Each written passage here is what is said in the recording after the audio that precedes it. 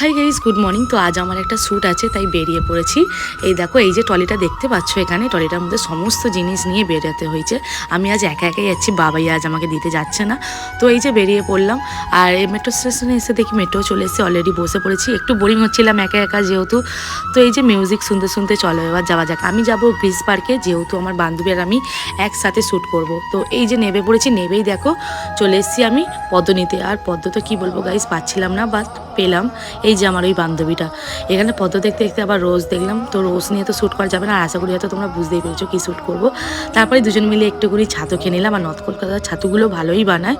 তারপরে চলো এই যে বাড়ি চলে এসেছি। হ্যাঁ গাইস, আমরা চলে এসেছি আগমনী শ্যুট করতে। তো ওর বাড়ি হচ্ছে কোমরটুলির সামনেই, তাই ওর বাড়ি এসেছিলাম। আর এটা ছিল ফার্স্ট পার্ট, তোমরা নেক্সট পার্টে দেখতে পারবে আগমনী শ্যুট কেমন কী করলাম, কোমরটুলিতে এসে কী করলাম, তোমরা পুরো নেক্সট ব্লগে দেখতে পারবে। তো ভিডিওটা কেমন লাগলো, আশা করি ভালো লেগে থাকলে প্লিজ একটা লাইক করে দিও।